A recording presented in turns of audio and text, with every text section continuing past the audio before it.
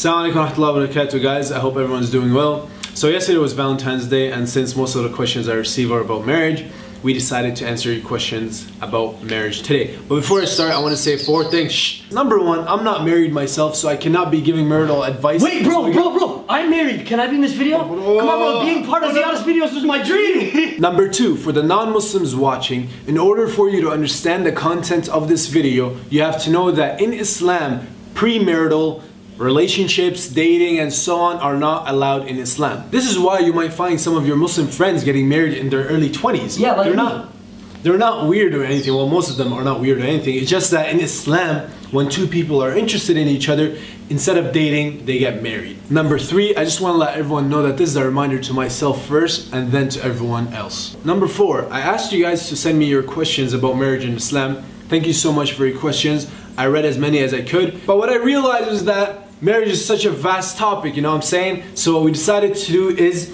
make a series out of it. I have my great friend Imran Salha here, who's a good friend of mine, and he's married, so he'll have some experience, unlike me. Let's hope so. Yeah. Let's start off with a typical story. A guy goes to his parents. Mom, Dad, I want to get married. They say no. He goes on Facebook. I hate my parents. I hate my life. They're making the halal difficult and the haram more easy. But relax, calm down, or as my father always says, "Awili batalonak." Why don't you ask yourself this question? Why are we only looking at the parents in this situation? Getting married early is good. Yeah, it has its positives. But at the same time, if your parents say no, maybe they're right. Maybe you're not actually ready to get married. Okay, so now let's take it a step further, inshallah. You got past the obstacle of your parents, they're convinced, and you go now to see the girl's parents. And then what happens? Her parents reject you. And then you get so upset, and then you start to say, but the Prophet said if I have khuluq and deen, then you should accept me, and I have khuluq and I have deen. You know what? Society is so corrupt, and I hate society and all of these things. Again, just like Zeyara said before, you gotta turn the lens back on yourself and say, wait, maybe I really am not ready. Maybe Allah subhanahu wa ta'ala is trying to send me a message and let me know that I really am not ready. How else would He have told me that I'm not ready except by not allowing what I wanted to happen to happen? How do I know that I'm ready to get married? I'm dead serious, you know. How do I know I'm ready to get married? Yeah. You need a lot of time. Well, to answer Zeyara's question, it's actually really simple, but I just want to let you all know that we will be focusing on the guy first, but as a sister, you will be benefiting. To be ready, it means that you need to be a man. Alright? So now, here's the next question that you're going to ask me. What does it mean to be a man? Well, we're going to answer that, and we are going to find out what is the true definition of manhood. Because of the movies nowadays, they made us believe that real men are like, you know, that the guys who are like, let me tell you something. Your true strength as a bodybuilder is your strength in carrying weights. But your strength as a man is your strength of character. Let me talk to the sisters for a second, alright? Not for too long. I notice these days I'm picking my eyes. I notice these days girls tend to like that mean, rebellious, rude man. It's good to be strong. Actually, a strong believer is better than a weak believer.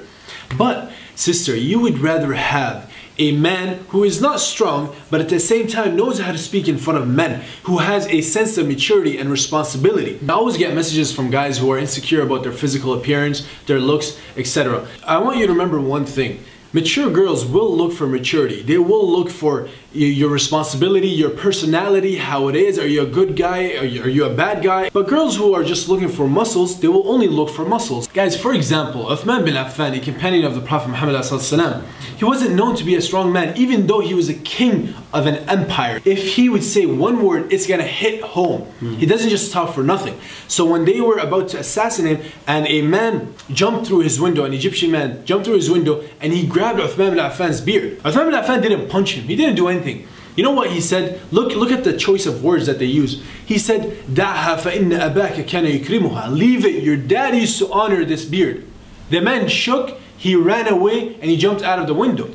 So look at the choice of words. You want a man who knows how to speak. Let's take a look at an example at someone who we all see as a strong man. Umar ibn Khattab radiallahu anh. In the time when he was the Khalifa radiallahu anh, there was a Sahabi who he had problems with his wife. His wife was yelling at him. So what did he say? He said, you know what, I'm going to go tell Amir al-Mu'mineen, Umar al-Khattab on you. So then he goes to Umar al-Khattab and he's standing in front of his door, and what does he hear? He hears that Umar ibn Khattab radiallahu anhu's wife is yelling at him.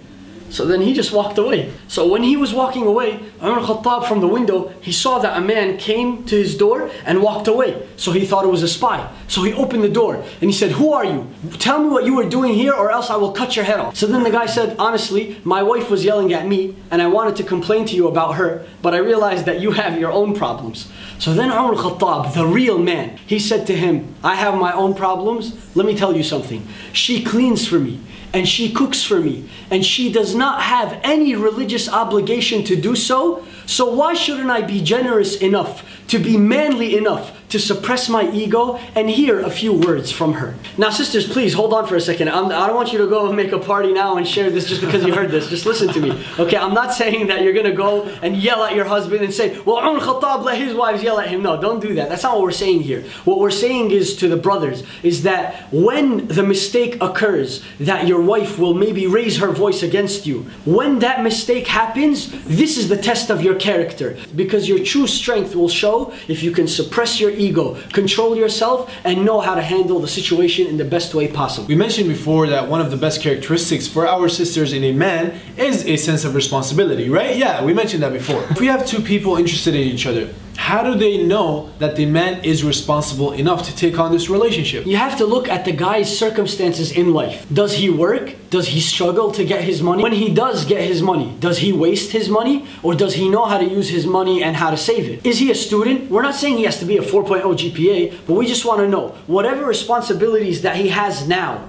is he taking care of them? That's how you will know if he will take care of you as a responsibility. Before I speak to the brothers, I just want to address the parents with something really small. A lot of parents nowadays, they spoon feed their children with everything. It's okay to let them make minor decisions in their life so they can train to make major decisions in the future. It's okay to let them deal with small problems here and there on their own. And then if they can't deal with it, you can help them. And I feel like these things will help them reach the goal of becoming very responsible when they grow up. Now my brothers, the best thing for you to gain a strong sense of responsibility, and wallahi, you will not find a better way, I promise you, is by finding responsible friends. Look, I always refer to friends in my videos. I always tell you, if you want to fix this, find good friends.